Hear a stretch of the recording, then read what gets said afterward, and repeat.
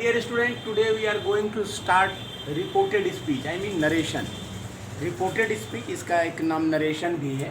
आज हम लोग डिस्कस करेंगे इसके बारे में। ये एक ऐसा चैप्टर है जो स्टैंडर्ड 6 से शुरू होता है और अप टू 10 इसको आपको पढ़ना पड़ता है। 10 में भी बच्चे को 4 नंबर का ये रहता है नरेशन का से संबंधित क्वेश्चन, इससे कंसर्न क्वेश्चन, और आपको करना पड़ता है। और ये 6 से ही शुरू हो जाता है। तो जैसे जैसे आप क्लास अपग्रेड होता है वैसे वैसे ये टॉपिक जो है थोड़ा सा और डेप्थ में जाके पढ़ना पड़ता है, यही बात है। But in this very video we are just going to start the chapter. तो ये बिगिनिंग है, अभी इंट्रोडक्शन है इस वीडियो में। आप देखेंगे नरेशन को पहले समझने की हम कोशिश करें। What is narration, what is reported speech. Narration जो शब्द है, the word narration it is derived from Latin American word. It's not basically A British word. ये कोई ब्रिटिश इंग्लिश का वर्ड नहीं, ये लैटिन अमेरिकन वर्ड है और जिसका मतलब होता है, ये शब्द बना है नरेट से। This very word is made of narrate, the root word that is narrate, to narrate. Narrate का मतलब होता है टू टेल, टू स्टेट, कहना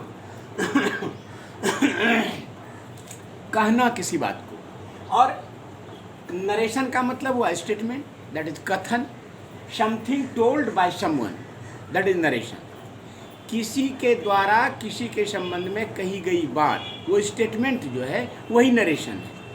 अब इसको चेंज करना। ये नरेशन दो तरह का होता है, एक होता है डायरेक्ट और एक होता है इनडायरेक्ट। एक होता है उसको कहते हैं डायरेक्ट स्पीच और दूसरा होता है वो होता है indirect speech.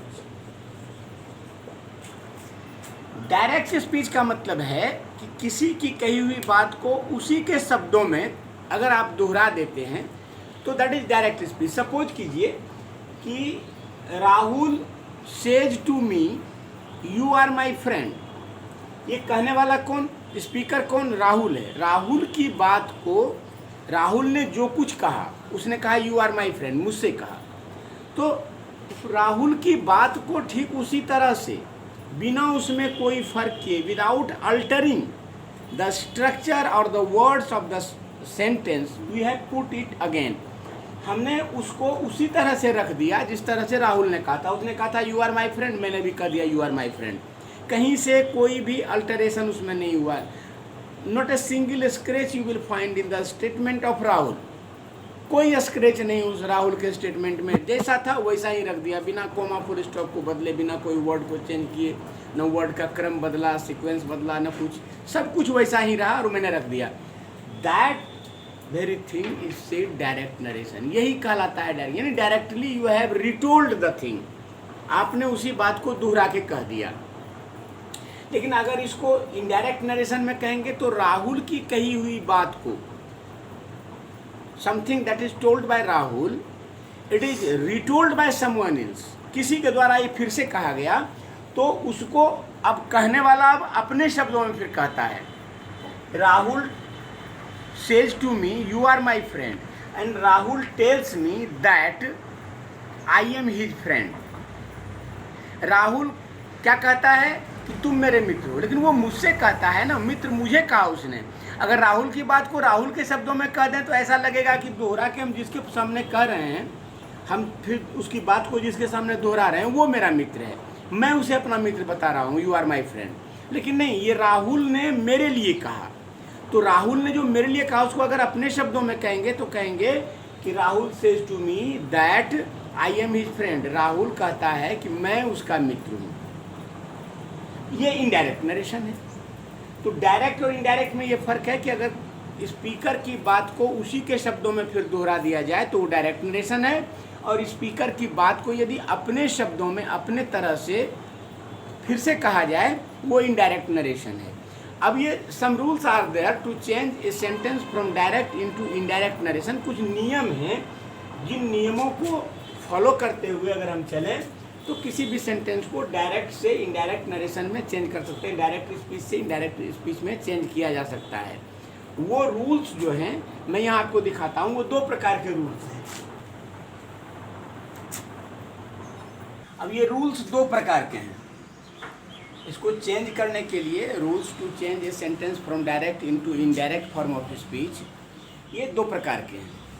The first one that is general rules and the second that is special rules. एक जनरल रूल्स और एक स्पेशल रूल्स। अब सवाल है कि वो जनरल रूल्स क्या है और स्पेशल रूल्स क्या है। The rules they are applied for each and every type of sentence, they are general rules, यानी वैसे नियम जो सभी प्रकार के सेंटेंस पर अप्लाई किए जाते हैं, वो हर प्रकार के सेंटेंस पर उसको अप्लाई किया जाता है, वो जनरल रूल होता है। चाहे वो असर्टिव सेंटेंस हो, इंट्रोगेटिव सेंटेंस हो, ऑप्टेटिव हो, एक्सक्लामेटरी हो, इंपरेटिव हो, सभी प्रकार के सेंटेंस पर वो रूल अप्लाई किया जाता है। ऐसे कुछ नियम हैं, इन नियमों को जनरल रूल्स कहते हैं। On and some are special rules. जो स्पेशल रूल्स हैं वो क्या हैं, तो वो एक स्पेसिफिक टाइप ऑफ सेंटेंस के लिए ही लागू होता है। कुछ ऐसे नियम हैं जो इंट्रोगेटिव सेंटेंस में लागू होते हैं, असर्टिव में नहीं होते, इंपरेटिव में नहीं होते, ऑप्टेटिव में नहीं होते, एक्सक्लामेटरी में नहीं होते। कुछ हैं जो ऑप्टेटिव में होते हैं तो फिर इंट्रोगेटिव असर्टिव में नहीं होते हैं। वो खास प्रकार के सेंटेंस के लिए ही वो नियम बने हैं। ऐसे रूल्स को स्पेशल रूल्स बोलेंगे।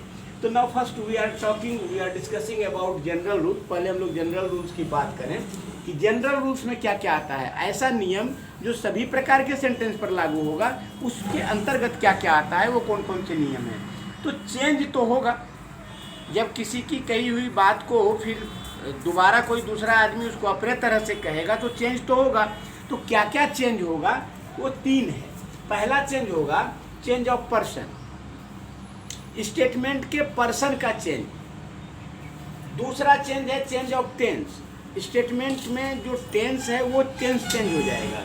और तीसरा है change of some other parts of speech. कुछ दूसरे पार्ट्स ऑफ स्पीच हैं, वो नज़दीकी बताने वाले शब्द, नियरनेस शोइंग वर्ड्स जो हैं, वो दूरी बताने वाले शब्दों में बदल जाते हैं।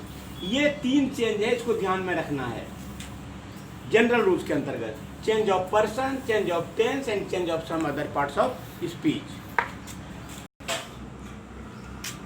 Now see the board. अब बोर्ड को देखिए, यहाँ एक सेंटेंस दिया हुआ है, Rahul says to me you are my friend. इस सेंटेंस का दो भाग है। You see that there are two parts of the sentence. पहला भाग, the first portion of the sentence that you see, it is outside of the inverted coma. ये जो coma देख रहे हैं, ये कोमा इन्वर्टेड कोमा कहलाता है। The first portion, the first part of the sentence that lies outside the inverted coma, वो हिस्सा, वो सेंटेंस का टुकड़ा, वो हिस्सा जो इन्वर्टेड कोमा के बाहर है। And the second one that is inside the inverted comma. You are my friend, ये इन्वर्टेड कोमा के अंदर है, एक हिस्सा ये है। दूसरा है राहुल सेज टू मी, दूसरा हिस्सा ये है जो इन्वर्टेड कोमा के बाहर है। तो the portion that is outside the inverted comma, it is said reporting clause. वो सेंटेंस का वो हिस्सा जो इन्वर्टेड कोमा के बाहर है, वो रिपोर्टिंग क्लाउज कहलाता है। इसको क्या कहेंगे, रिपोर्टिंग क्लाउज कहेंगे। कौन से हिस्से को, जो इन्वर्टेड कोमा से बाहर है। The portion that is outside the inverted comma, that is reporting clause, वो रिपोर्टिंग क्लाउज है। And the second one that you see inside the inverted comma, और दूसरा हिस्सा जो इन्वर्टेड कोमा के अंदर देख रहे हो आप, ये रिपोर्टेड स्पीच कहलाता है। It is said reported speech. अब नाउ फर्स्ट इसको हम देखें, रिपोर्टिंग क्लाउज। रिपोर्टिंग क्लाउज में आप देखिए, एक सब्जेक्ट है, एक ऑब्जेक्ट है। राहुल इसका सब्जेक्ट, मी इसका ऑब्जेक्ट। और ये जो वर्ब देख रहे हैं बीच में सेज, इस वर्ब को रिपोर्टिंग वर्ब कहते हैं। ये वर्ब रिपोर्टिंग, ध्यान देने की जरूरत है। और उसको याद रखना है कि the verb that lies between the subject and the object, वो सब्जेक्ट और ऑब्जेक्ट के बीच में जो मेन वर्ब देख रहे हैं, फाइनाइट वर्ब देख रहे हैं, वो रिपोर्टिंग वर्ब कहलाता है। तो ये रिपोर्टिंग वर्ब है, ये सब्जेक्ट है, Rahul subject, says reporting verb, और मी इसका ऑब्जेक्ट है। इसको ध्यान में रखना है। ये इन्वर्टेड कोमा के अंदर में एक स्टेटमेंट है जो राहुल के द्वारा मुझे कहा गया, मी को कहा गया। अब इसको चेंज करने के लिए इसके नियम के आधार पर, जो आपका नियम था उसके आधार पर, चेंज ऑफ पर्सन को देखिए। चेंज ऑफ पर्सन दो प्रकार का चेंज होगा। चेंज ऑफ पर्सन ही नहीं बल्कि जितना भी चेंज होगा वो दो प्रकार। एक चेंज होगा जो मेजर चेंज होगा, और दूसरा चेंज होगा जो माइनर चेंज होगा। माइनर चेंज यानी थोड़ा बहुत परिवर्तन होगा, वो minor change will take place outside the inverted comma, I mean in the reporting clause. थोड़ा सा जो परिवर्तन, हल्का सा जो चेंजिंग होगा वो रिपोर्टिंग क्लाउज के अंतर्गत होगा, अर्थात इन्वर्टेड कोमा के बाहर होगा। और जो मेजर चेंज होगा, जिसमें व्यापक परिवर्तन होगा, जिसको बिल्कुल स्ट्रक्चर सेंटेंस का चेंज हो जाएगा, वो inside the inverted comma, I mean reported speech में होगा। रिपोर्टेड स्पीच का मेजर चेंज होगा। अब पर्सन जो चेंज करना है वो पर्सन रिपोर्टेड स्पीच, हम जब भी बात करते हैं चेंज ऑफ पर्सन, तो पर्सन का मतलब है कि रिपोर्टेड स्पीच का पर्सन चेंज करना है। जो हिस्सा इन्वर्टेड कोमा के अंदर है उसके पर्सन को चेंज करना है।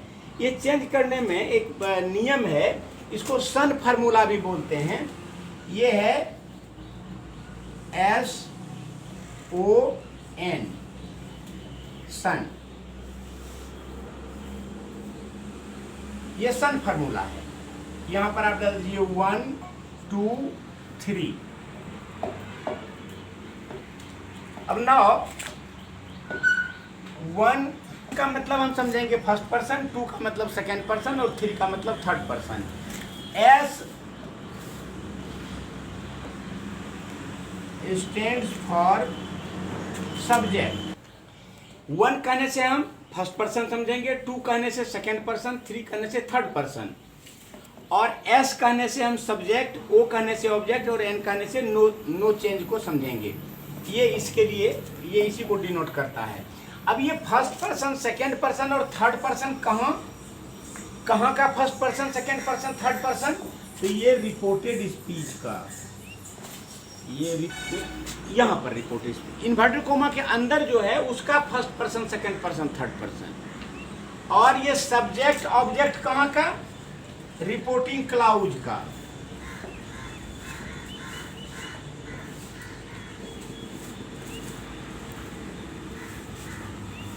यानी सब्जेक्ट ऑब्जेक्ट, देखिए यहाँ राहुल, रिपोर्टिंग क्लाउज का मतलब जो हिस्सा इन्वर्टेड कोमा के बाहर है, तो ये राहुल से टू मी इन्वर्टेड कोमा के बाहर है, तो ये रिपोर्टिंग क्लाउज है। और इसका सब्जेक्ट राहुल, इसका ऑब्जेक्ट मी, और अगर ये थर्ड पर्सन होगा तो नो चेंज होगा। अब ये 1 के सामने S, 2 के सामने O और 3 के सामने N क्या शो करता है, व्हाट डज इट शो, ये क्या बताता है। ठीक देखिए, S के ऊपर में 1 है, O के ऊपर में 2 है और N के ऊपर में N है, 3 है।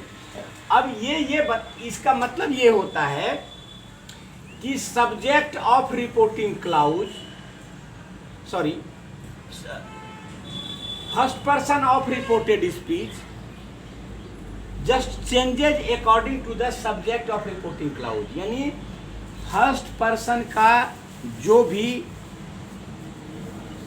प्रोनाउन है, फर्स्ट पर्सन का जो भी प्रोनाउन है इसके अंदर, रिपोर्टेड स्पीच के अंदर, वो सब्जेक्ट के अनुसार चेंज हो जाएगा। किसका सब्जेक्ट, रिपोर्टिंग क्लाउज का सब्जेक्ट। अर्थात रिपोर्टेड स्पीच का फर्स्ट पर्सन वही पर्सन में चेंज, उसी पर्सन में चेंज होगा, वही पर्सन हो जाएगा जिसमें सब्जेक्ट होगा रिपोर्टिंग क्लाउज का। अगर रिपोर्टिंग क्लाउज का सब्जेक्ट फर्स्ट पर्सन है तो रिपोर्टेड स्पीच का फर्स्ट पर्सन चेंज नहीं होगा, क्योंकि वो भी फर्स्ट पर्सन है, ये फर्स्ट पर्सन है, नहीं बदलेगा। लेकिन यदि रिपोर्टिंग क्लाउज का सब्जेक्ट यानी इन्वर्टेड कोमा के बाहर जो सेंटेंस का हिस्सा है उसका सब्जेक्ट सेकेंड पर्सन है, तो इन्वर्टेड कोमा के अंदर का फर्स्ट पर्सन भी सेकेंड पर्सन हो जाएगा।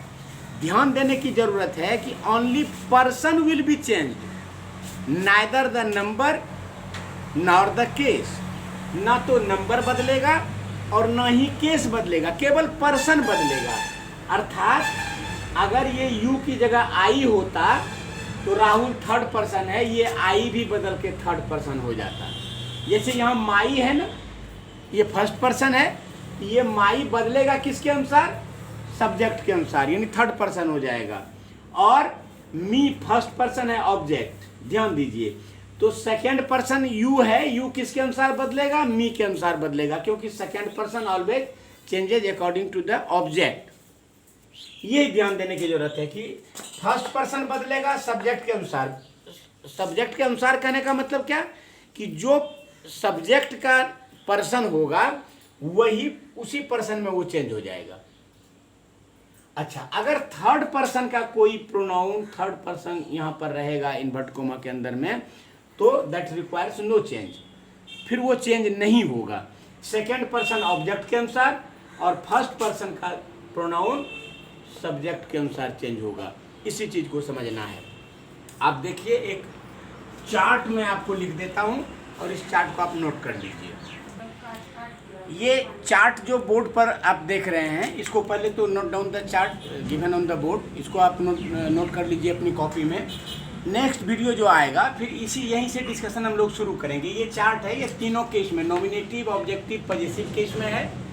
ये सिंगुलर नंबर, प्लूरल नंबर, हर पर्सन का, फर्स्ट सेकंड थर्ड पर्सन का, जो किस रूप में वो बदलेगा, किस रूप में बदलता है। अगर इस चार्ट को आपने समझ लिया तो फिर चेंज ऑफ पर्सन को समझने में कहीं से कोई कठिनाई नहीं, चेंज ऑफ पर्सन आपने समझ लिया।